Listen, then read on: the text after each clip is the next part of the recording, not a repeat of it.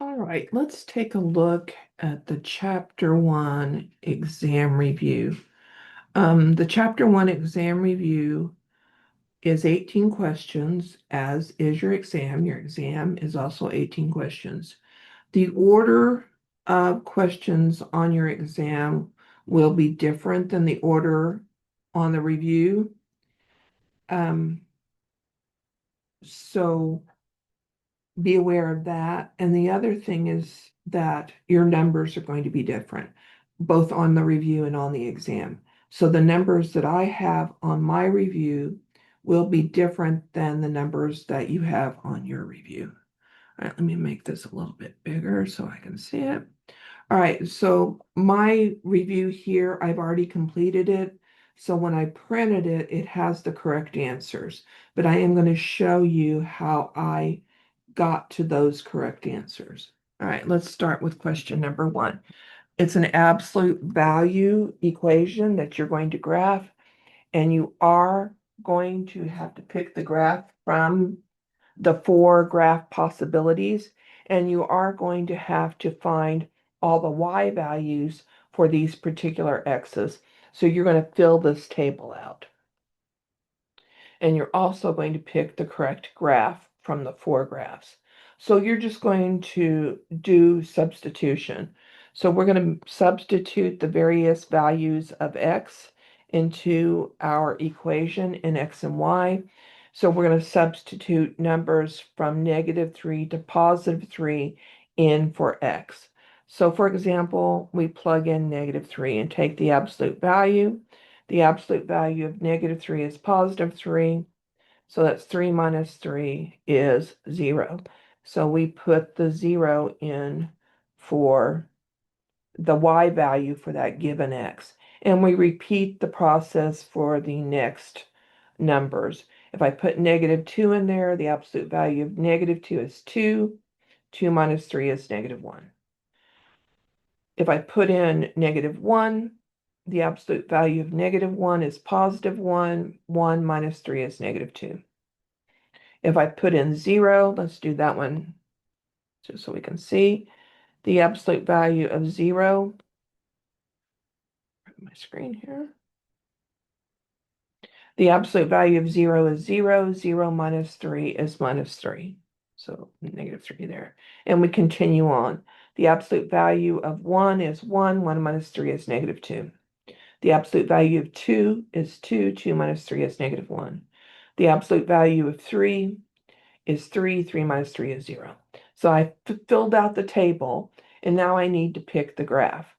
Well, I know it's not going to be B because the absolute value equation has a V shape. So it's either going to be an upside down V or a right side up V.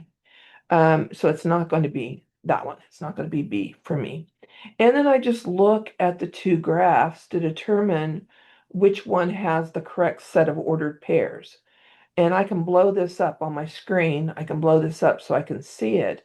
But I'm just going to take my fingers and blow it up a little bit just for a second here. And we're going to look at A and C. So I know the graph is going to be A because A contains the point 3, 0. And I know that 3, 0 is one of the ordered pairs that I derived. So since that contains 3, 0, it's going to be A. Now it's not going to be B because C, excuse me. It's not going to be C because C doesn't contain that point. Now it could be D, I suppose, but I happen to know it's not going to be. It does contain the point 0, 3, 0.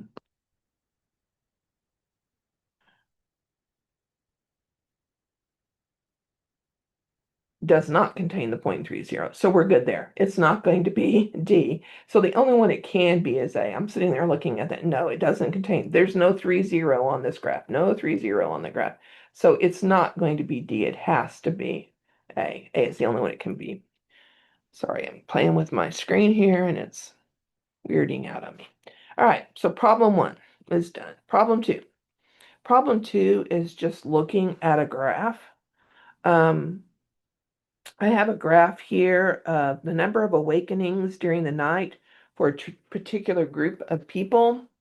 Use the graph to estimate at which age women have the least number of awakenings during the night and what the average number of awakenings at that age is.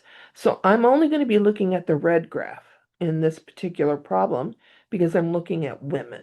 So read your problem. If it asks you to look at men, then you would use the blue line. But I'm only going to look at the red line.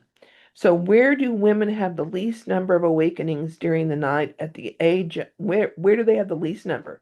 Well, they have the least number. Is that right there? And I can blow this up on my screen when I'm doing my homework or my test, and I can see that if I blow that screen up, that line, that point equates to an age of 5. All right. So I put 5 in for the first number. At the age of 5, women have the least number of awakenings at night. And how many is that? Well, that's going to be the Y value. So the X value is their age, and the Y value is the number of awakenings they have. And just looking at that graph, I can see that's 1. So at the age of 5, women have the least number of awakenings in a night. Okay, problem 3. Solve and check the linear equation. So let's do that down here. So the first thing I'm going to do is I'm going to distribute, let's rewrite this so we can see it. I'm going to distribute that -2 across on the left-hand side, and I'm going to distribute that -1 across on the right-hand side. That is an understood -1 in front of those parentheses. So I have x minus 2, distribute the -2 across the x, -2x. Distribute the -2 across the -1.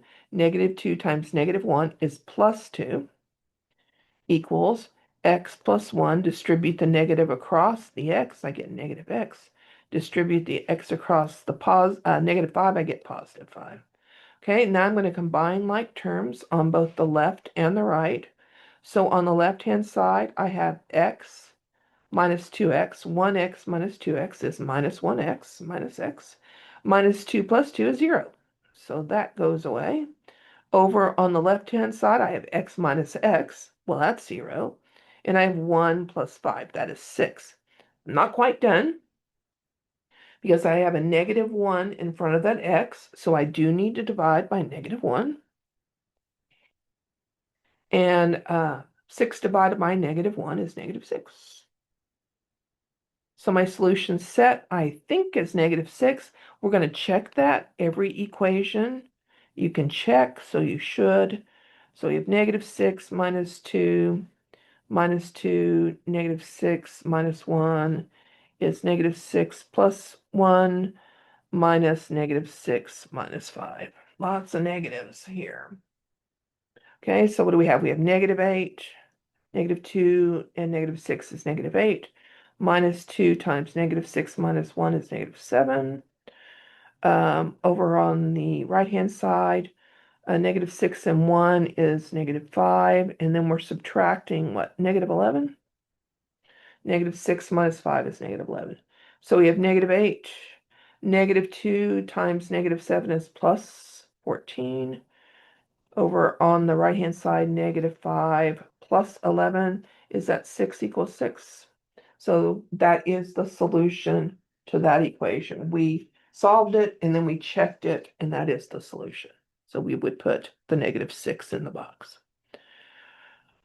All right, solve the equation, then determine whether the equation is an identity, a conditional equation, or inconsistent. So let's write this down here. We have 3 times x plus 1 is equal to 2 plus 3x. So I'm going to distribute the 3 across the x and across the 1. 3x plus 3 is 2 plus 3x. And then I would subtract the 3x from both sides. And I'm going to get 3 is equal to 2. Well, no, it isn't. No, no, no, no, no, no, no, no, no. That is not true. So this is inconsistent. If you get a statement that is not consistent, it's inconsistent, which I can spell honest. Consistent. So if it's inconsistent, that means there's no solution, or the solution is the empty set. No solution and the solution being the empty set means the same thing, and it's inconsistent. All right, after a 60% reduction, you purchase a new clothes dryer on sale for $296. What was the original price of the dryer? Okay, so this is a problem from section 1.3. And the first thing that you decide in when you're working a word problem is what you're going to let your variable equal. And I'm going to let X be the original price, because that is what I'm looking for. So what do I know about discounts? I know they take the original price and they subtract the discount to get the new price, the sale price.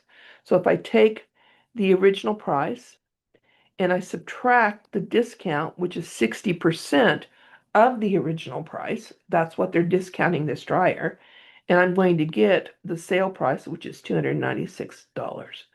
So I can't do mathematical calculations with percentages. I have to change that percentage to a decimal. To change a percent to a decimal, I divide by 100 or multiply by 0.01. It's the same thing. So that's going to be x minus 0.6. X is 296. 1x, there's a 1, understood 1 in front of that x. 1 minus 0.6 is 0.4. X is 296. Divide by 0.4. And we get that the original price of this dryer is $740. So we put that in. Okay, so we have a perimeter problem from section 1.3. A rectangular athletic field is twice as long as it is wide. If the perimeter of the athletic field is 180 yards, what's its dimensions? So the perimeter of a rectangle can be found by adding the four sides together, or it's 2 times the width plus 2 times the length. They do tell us that it's twice as long as it is wide. So they give us the length in terms of the width. So I'm going to let X be the width. And so the length is twice as long as that. So that's 2x. So the perimeter formula says that if I take 2 times the width plus 2 times the length, and the length is 2x, that is the perimeter, which was 180. And then I solved this linear equation. 2x plus 4x is 180. 6x is 180. Divide both sides by 6, x is 30. So the width of this field is 30 yards, and its length is twice that, so its length is 60 yards. Okay, we're going to divide complex numbers.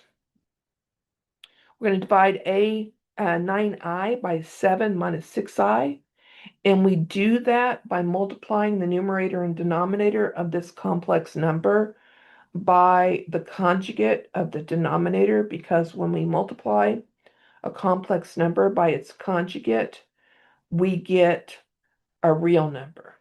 So the conjugate, we just change the sign of the imaginary part. So we're going to multiply this times 7 plus 6i. And so then we're going to distribute the 9i across the 7 plus 6i. And I've kind of run myself out of room, so let's go over here. So I have 9i times 7, that's 63i. And I have 9i times 6i, that's 54i squared.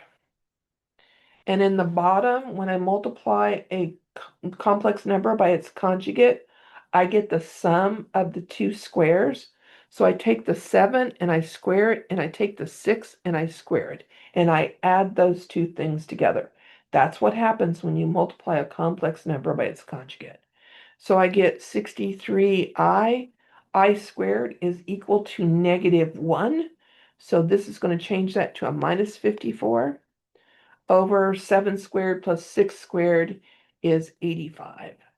And now I need to write this in standard form, which means I write the real part first and the imaginary part second. So that's negative 54 over 80. I said 85 and I wrote down 84. That is an 85. 85. And then what do I have? 63 over 85. And I should check those two fractions to make sure I can't simplify them. And I can't, so that is the answer.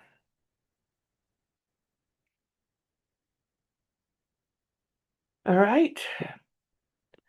Solve by factoring. I like factoring, so that's what I'm going to do. So I'm going to do it down here. And I got x's. And I got pluses and minuses, so I might have to deal with that. So I've got nines here, a 9 here. So I'm either going to put a 9 and a 1 or a 3 and a 3. And I think it's going to be the 3 and the 3. I don't think it's going to be the 9 and the 1. Just looking at it, I'm pretty sure it's going to be that. And then I need factors of negative 8. When I plunk it in here, I get a positive 21. So I think this is going to be plus 8. And I think this is going to be minus 1. Minus 1. I think that's right. So let's FOIL it real quick. 3x times 3x is 9x squared. Outside, 3x times 8 is 24x. Inside is negative 1 times 3x. That's negative 3x. 24 minus 3 is 21. Negative 1 times 8 is negative 8. So we set each factor equal to 0. And then solve the resulting linear equations. So we get 1/3 is a solution. And if I'm taking a test, I would check this. I'd take my calculator out and I would put negative 8/3 in for x into that equation. I'd square it, multiply it by 9, multiply it by 21, and subtract 8, and see if I get 0. So it takes me just a moment to check anything. That's what your calculator is really good at, is arithmetic. So it can check your solution for you really quick, and you know you're right before you hit the submit button. All right, problem 9, using the square root property to solve this.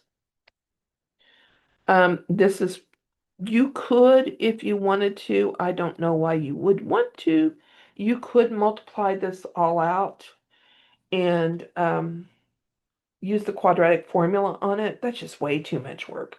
So the square root property says that if I have an algebraic expression squared on one side of the equation and a constant on the other, I can take the square root of both sides.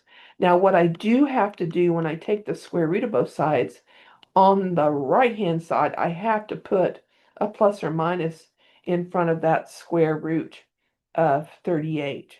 And then I solve the resulting linear equation. Now, I don't think 38, the square root of 38, can be simplified any. There's no perfect square factors in 38, so that's done there. So I'm going to add 3 to both sides, and I'm going to add it right there. So I get 2x is equal to 3 plus or minus the square root of 38, and then divide everything by 2. So the answer is x is 3 plus or minus the square root of 38 divided by 2. All right, solve the equation by using the quadratic formula. So we're going to solve x squared plus 7x plus 3 is equal to 0. So I need the quadratic formula, negative b plus or minus the square root of b squared minus 4 times a times c, the whole thing over 2a. And a is the coefficient in front of the x, so a is 1. B is the constant, which is in front of the x, which is 7, and c is 3. Okay, so let's plug that in. So we get negative 7 plus or minus the square root. And I always just square b in my head, b squared is always going to be positive. It doesn't matter what the sign of b is, because when you square a real number, you get a positive. So 7 squared is 49. I always just do that in my head. Minus 4 times a is 1, c is 3, all over 2. So we get negative 7 plus or minus. I take my calculator out. 49 minus 12 is 37, all over 2. And I can't reduce that radical in any way. There's no perfect square factor of 37, so I'm done. That is my answer. All right, solve the next one using the quadratic formula. Um, I can see from my answer it's going to have imaginary or complex number solutions. So let's go ahead and use the quadratic formula, which I have written above. So A is 1, B is negative 12, and C is 52. So we have minus a minus 12 is positive 12, plus or minus the square root.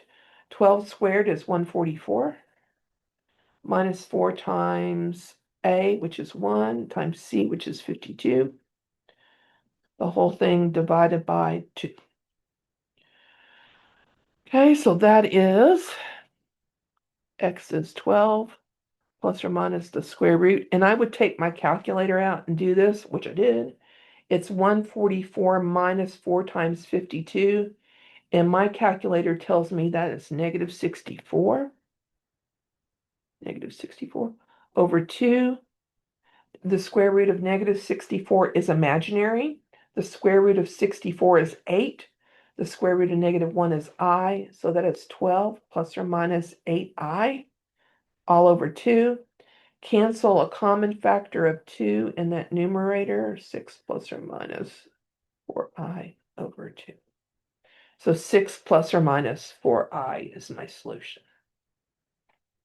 All right, problem 12 is a Pythagorean theorem problem. The base of a 12-foot ladder is 2 feet from a building. If the ladder reaches the flat roof, how tall is the building? So the ladder is 12 feet long and it's sitting 2 feet from the base of the building. So how far up does it go? So we draw myself a picture, which is not to scale, by the way. So this is 2 feet and the ladder is what, 12 feet? So the Pythagorean theorem says that a squared plus b squared is equal to c squared, or the sum of the squares of the two legs of a right triangle is its hypotenuse squared. So 2 squared plus, let's call that x. X squared is 12 squared. So 4 plus x squared is 144. And subtract 4 from both sides. X squared is 140. And then we're going to take the square root of both sides. Now, I don't need to put the plus or minus in front of this one because it's a distance. It's a length up the side of a building. So I don't have to put the plus or minus in front of it when I take the square root because it's not going to be negative. So it's the square root of 140. And I do need to simplify that if I can. I think 4 is a factor of 140, so that's 4 times 35. And the square root of 4 is 2, so that's 2 square root of 35. And then I take my calculator out and I multiply 2 times the square root of 35 and I get a decimal approximation. So the first part of this problem, you put the exact answer in, which is the 2 square root 35, and then you take your calculator out and get a decimal approximation, and it tells me to round to the nearest tenth. The nearest tenth is 1 decimal place, so I round to 1 decimal place. Okay. Problem 13 is a radical equation. So to solve a radical equation, I'm going to first move the 5 over to the right-hand side of this equation so I can square both sides. And when I square both sides, I'll get rid of that radical over on the left. So I'm going to have the square root of x plus 1. is equal to x minus 5, and then I'm going to square both sides. Okay, and when I square the square root of x plus 1, I get rid of, it removes the radical. So I get x plus 1, I'm just going to write it down here. X plus 1 is, and then I have to square the right-hand side. So I'm going to square that binomial. To do that, I square the first term. I take the two terms and I multiply them together. I get negative 5x, and then I double that. So it's minus 10x plus 25. I square the negative 5. So anytime you square a binomial, you are going to get a middle term. I promise, guaranteed, always, ever, forever, you're going to get a middle term. And that middle term is going to be twice the product of the two terms inside the parentheses. So negative 5 times x is negative 5x times 2 is negative 10x. And now I've got a quadratic equation I'm going to solve. I'm going to subtract x from both sides, subtract 1 from both sides. 0 equals x squared minus 11x plus 24. The two factors of 24 that add to negative 11 would be x minus 8, x minus 3. So x is either 8 or 3. And I'm going to check those solutions to make sure they both work. If I plug in 8 for x, put the 8 in right here, and right there and right there. The square root of 8 plus 1 is the square root of 9. The square root of 9 is 3. 3 plus 5 is 8. 8 equals 8. So 8 is a solution. How about 3? Plug in a 3. Let's erase this so we can see it. 3, the square root of 3 plus 1 is the square root of 4. Square root of 4 is 2. 2 plus 5 is 7. 7 does not equal 3. So 3 is not a solution. 3 is extraneous. 3 was introduced. It's an error introduced by squaring both sides of the equation. So the only solution is 8. Okay, an equation that contains a rational exponent.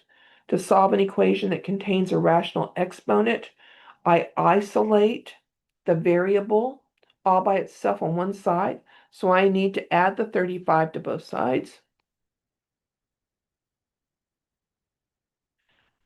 So add that to both sides and then divide by the 5. I have to isolate the x term. I have to isolate it. Otherwise, this method doesn't work. So it's x to the 5 halves is equal to 7. And from the laws of exponents, if I raise an exponent to a power, I multiply the exponents together. And so I'm going to raise both sides of this to the 2/5. Because if I raise the left-hand side of this to the 2/5, 5 halves times 2/5, those numbers are reciprocals. That's why I chose 2/5. And a number times its reciprocal is always 1. So this is x to the first power is 7 to the 2/5, and I'm going to leave my answer as 7 to the 2/5. I don't need to rewrite that. I don't need to write that as a radical. I just need to put in 7 to the 2/5. Okay, problem 15 is an inequality, and we do have an inequality with fractions. You're welcome. So the easiest way to solve any kind of equation or inequality that contains fractions is to get rid of the fraction. So I'm just going to look at 2, 6, and 3 and see that the smallest number that both 2, 6, and 3 will go into is 6. So if I multiply both sides of this inequality, the whole thing, by 6, I should eliminate every denominator. So if I multiply that first term by 6, the 2 will cancel into the 6, and I'll get a 3. So that's going to be 3x minus 1/6 divided by 6, multiply times 6 is 1. On the other side, on the right-hand side, the 3 will cancel with the 6, and I'll be left with a 2. And then 6 times 1 is 6. So now I have a simple linear inequality that I can solve. I'm going to subtract 2x from both sides. And then I'm going to go over here, write it over here. So that's x minus 1 is less than or equal to -6, I'm going to add 1 to both sides. X is less than or equal to -5. I got an error somewhere because I didn't write my plus sign very well. There we go. That should be a 7. Okay, so X is less than or equal to +7. So that means it's every number to the left of 7 on the number line, including 7. So the way we write that in interval notations from -infinity to 7, and we use a bracket next to the 7 because we do have less than or equal to. So we put a bracket next to the 7. We never put a bracket next to infinity or -infinity, so we put a parenthesis. So the graph that equates to that inequality would be all the numbers to the left of 7, including 7, so it has to be graph B. Okay, a couple of absolute value inequalities. To solve a less than type absolute value inequality, you take the stuff inside the absolute value bars. Let's highlight that with a highlighter.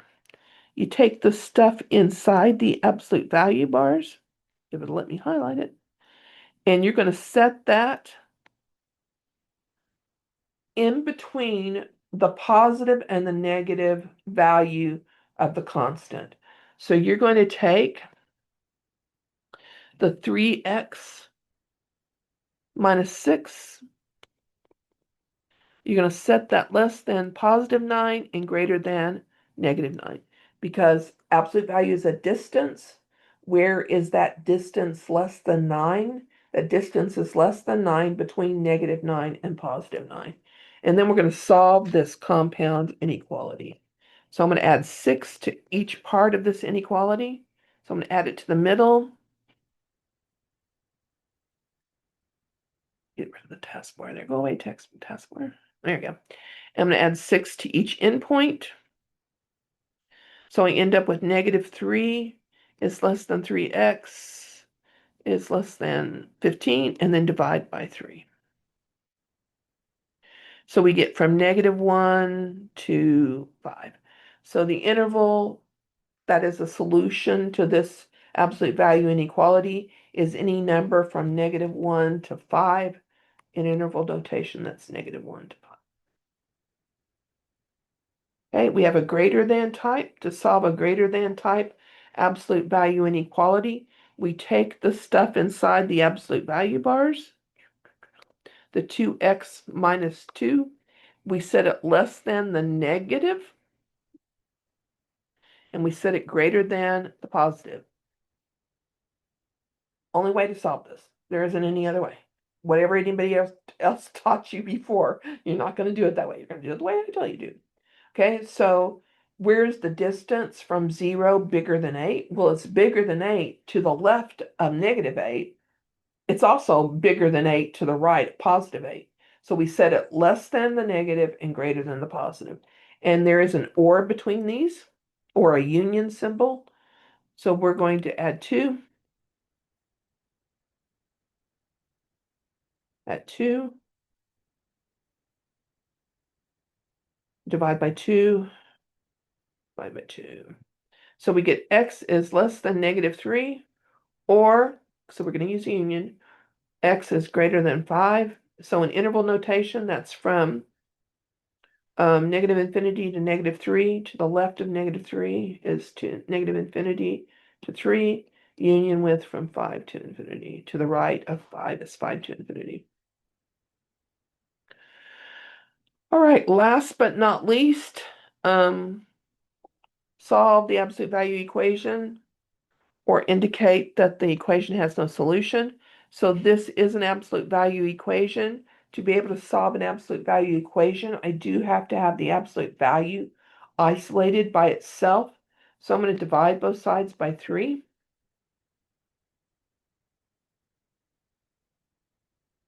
And then you're going to get 2 solutions. You always get 2 solutions when you're solving an absolute value equation. When you're solving an absolute value equation, 2 solutions. And the way you get those 2 solutions is you set the stuff inside the absolute value bars, equal to the negative constant, you take the stuff inside the absolute value bars and set it to the positive constant. Because there are two numbers, you can take the absolute value of it and get 5. One of them is -5, the other is +5. So 2x minus 5 must be -5 or it must be +5. It's one or the other. So add 5 to both sides here. You're going to get 0. 2x is 0. So x is 0. That's one solution. Add 5 here. 5 plus 5 is 10. 2x divided by 10. 2x, we're going to divide, I can talk. Divide both sides by 2. 10 divided by 2 is 5. So the two solutions are 0 and 5. I hope you found that helpful. I went through it rather quickly. If you have any questions, don't hesitate to reach out and talk to me. Give me a contact. Talk to you later. Bye-bye.